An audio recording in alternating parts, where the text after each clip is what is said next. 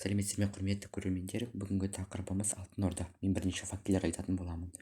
Жошы ұлысының орнына құрылған алғашқы мемлекет Алтын Орда. Алтын Орданың астаналары болған қалалар Сарай Бату және Сарай Берке. Алтын Ордада ислам мемлекеттік дінге айналды Өзбек ханның тұсында.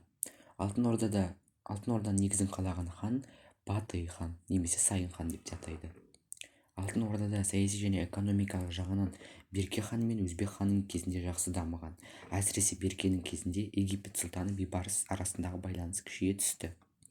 Алтын Ордадағы хандық билік үшін талас ұлы дүрбелең болды. Ол 1357-1380 жылдар аралығында болып, 20-дан астам хан өлтірілген болатын.